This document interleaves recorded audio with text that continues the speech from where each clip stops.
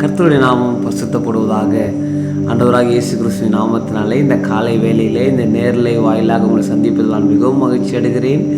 இந்த நேரலையிலே பார்த்து கொண்டிருக்கிற ஒவ்வொருவரையும் ஆண்டவராக இயேசு கிறிஸ்துவின் நாமத்தினாலே வாழ்த்துகிறேன், ஆசீர்வதிக்கிறேன். இன்றைக்கு நான் பார்க்க போகிற ஒரு வார்த்தையானது இப்படியாக இருக்கிறது: உடன்படிக்கையின் ஜெபம். உடன்படிக்கையின் ஜெபம் என்றால் என்ன? இந்த மறைபொருளை உங்களுக்கு நான் வெளிப்படுத்த விரும்புகிறேன். உங்களுக்காக ஒரு வசனத்தை நான் வாசிக்க விரும்புகிறேன். சங்கீதம் 100:4.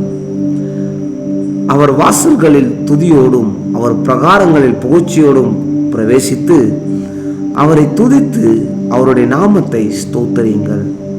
ஆமென், அல்லேலூயா.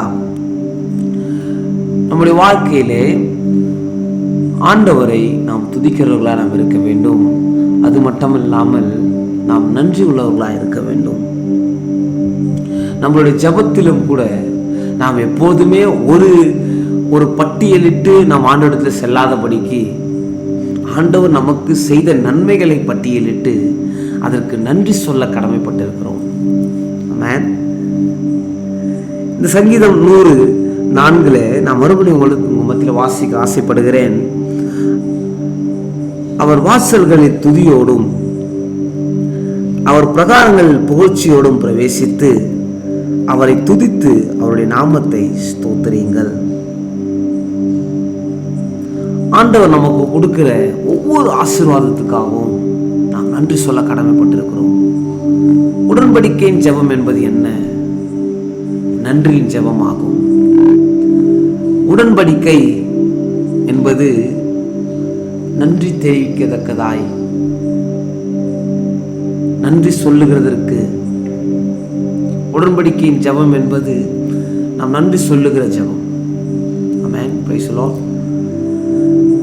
அப்போ நம்மளுடைய ஜெபத்தை எப்போதெல்லாம் நாம் ஆரம்பிக்கிறோமோ, எப்போதெல்லாம் நாம் துவங்குகிறோமோ, ஜெபிக்கிறோமோ, நம்முடைய அப்பாவிடத்தில் நாம் எப்போதெல்லாம் உரையாடுகிறோமோ, ஒரு உறவின்படி நாம் உரையாடுகிறோமோ, அப்போதெல்லாம் நாம் நன்றியோடு கூட நாம் நன்றி என்கிற பலிபீடம் கட்டி, அல்லேலூயா, ஒரு பக்தன் பாடுகிற நன்றி பலிபீடம் கட்டுவோம், நல்ல தெய்வம் நன்மை செய்தார், செய்த நன்மைகள் 1000 சொல்லி சொல்லி பாடுவேன், நன்றி தகப்பனே நன்மைகள் செய்தீரே.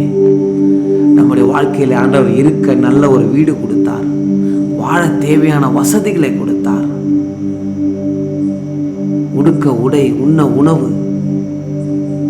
வாழுகிறதுக்கு மூச்சு காற்று, எல்லாவற்றையும் கொடுத்த தேவன் நம்மிடத்து எதிர்பார்க்கிற ஒரு விஷயம், நாம் அவருக்கு நன்றி கூற வேண்டும்.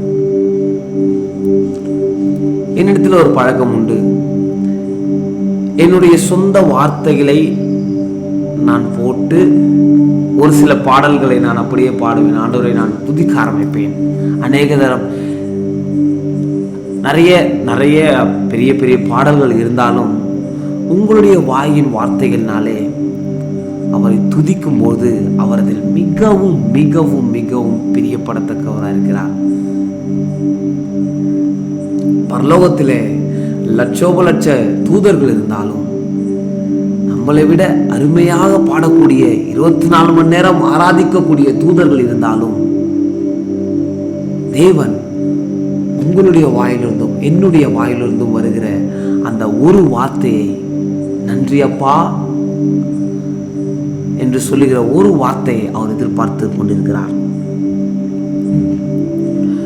எனவே எனக்கு அருமையான தேவஜனமே, நாம் எப்போதெல்லாம் ஜெபிக்கிறோமோ நம்மளுடைய ஜெபத்தை நன்றியோடு ஆரம்பிப்போம்.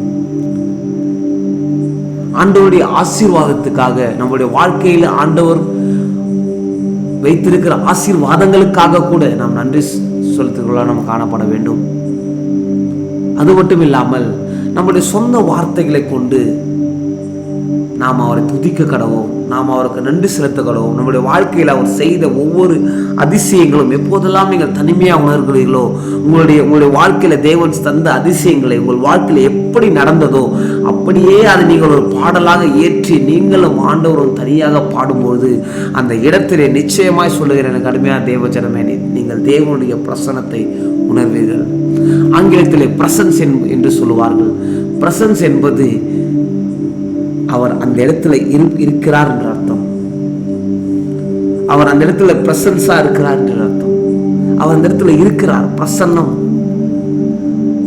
அவர் அந்த இடத்துல இருக்கிறார். அப்போ அவர் இருக்கும்போது உங்களுடைய ஒவ்வொரு வார்த்தைகளையும் அவர் கேட்டுக்கொண்டிருக்கிறார். அருமையான தெய்வ ஜனமே, அப்போ ஏற்பட்ட தெய்வம் அவ்வளோ தூதர்கள் 24 மணி நேரம் அவர் துதித்து கொண்டே இருக்க, கேருபீன்கள் சேராபீன்கள் மத்தியில் வாசம் செய்கிறவர், பிதாவின் வலது பரிசத்தில் வீற்றிருக்கிறவர். நீங்களும் நானும் நம்முடைய வாழ்க்கையில் ஆண்டவர் செய்த அதிசயங்களை நினைத்து நாம் பாடும்போது அவர் ஒரு நொடியில் அவர் கீழே இறங்கி வந்து உனக்காய் உன்னுடைய பாடலை கேட்க அவர் வாஞ்சியா இருக்கிறார். அநேக பேர் நாம் கூச்சப்படுகிறோம். நம்முடைய வாழ்க்கையில் ஆண்டவர் செய்த நன்மைகளுக்காக, நன்மைகளை சொல்லுகிறதுக்காக நாம் கூச்சப்படுகிறோம். இல்லை, எனக்கு அருமையான தெய்வ ஜனமே, ஆண்டவர் நம்முடைய வாழ்க்கையில செய்த நன்மைகளை நாம் தைரியமாக சொல்லுகிறவர்களாக நாம் காணப்பட வேண்டும். எனக்கு அருமையான தெய்வ ஜனமே, உங்களுக்காக நான் ஜெபிக்க விரும்புகிறேன். எல்லா முழுசு கண்களை முன் நாம் ஜெபிப்போமா? பரிசுத்தம் கிருபையும் இரக்கமும் நல்ல தகப்பனே, ஆசீர்வதிக்கப்பட்ட இந்த வெளியேற பெற்ற வேலைக்காக உங்களுக்கு நன்றி செலுத்துகிறோம் அப்பா.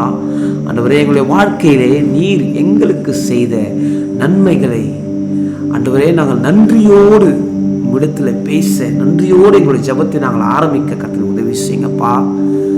பொறுப்பெடுத்துக் கொள்ளுங்க, வழி நடத்துங்கப்பா, ஆசீர்வதிங்க. நன்றி அப்பா, நன்றி அப்பா. இயேசுவின் மூலம் ஜெபிக்கிறோம் நல்ல பிதாவே, ஆமென்.